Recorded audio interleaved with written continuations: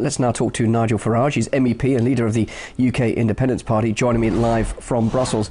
I've just seen that they've decided that the Greek second bailout should be delayed another week. More indecision from Brussels, or is that common sense prevailing?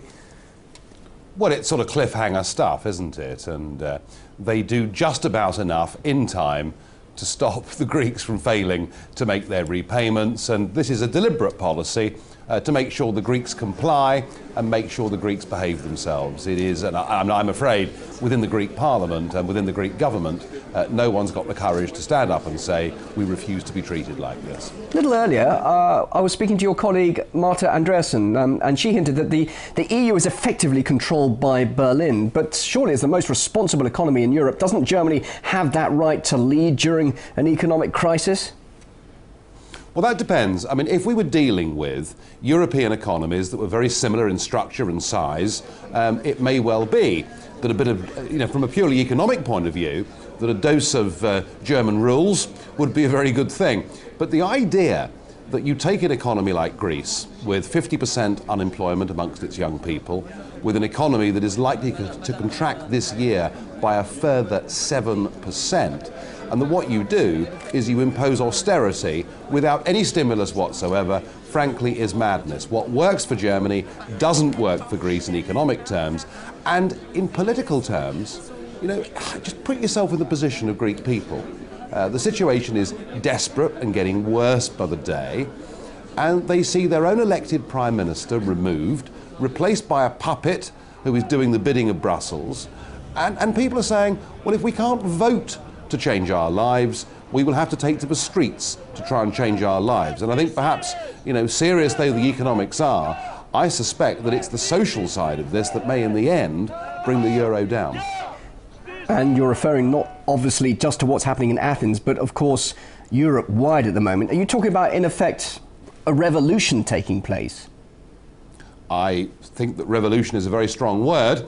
But I think in Greece that is not impossible. I mean, just remember, 3 weeks ago there were 80,000 people storming the barricades of the Greek parliament trying to get in, and we saw 5,000 armed police keeping them out. We're seeing evidence of this in Spain, in Portugal. I mean, come on, we saw an Arab Spring last year. There's absolutely no reason why similar things cannot happen in southern Europe. It is difficult enough to stomach tough austerity measures, tough government, if it's your own elected government, but to be dictated to by Angela Merkel, Herman Van Rompuy and Mr. Barroso is, for millions of people, just totally unacceptable. You say growth is needed, and clearly austerity measures don't enhance growth, but how do you stimulate a broken economy? What is the option? I'll tell you what the option is. For Greece, to begin with, you leave the euro, you go back to the drachma, you devalue by about 60%. Within a fortnight, your holiday bookings will have doubled, and you'll start to get some growth coming back into the economy. No one doubts that tough decisions need to be taken in Greece. That's obvious. But you've got to have some stimulus as well, and the only way that will happen is by leaving the euro. And can you create that drachma literally out of thin air? Or, from what I understand, there are no exit procedures for any country to leave the Eurozone. Aren't there major barriers to that? Well, you're right. I mean, the people that constructed the European treaties from the very beginning were very devious, bad people who set out to create a United States of Europe without ever telling the peoples of Europe that was their plan, and that is why there is no clear exit strategy. However, when political will decides that it's time to leave the euro, there will be nothing that stops it. Now, look, of course, economic brains are going to have to get together. A new currency is going to have to be constructed. But it's happened before. It's happened many times. After all, we saw in Czechoslovakia, we saw that country split.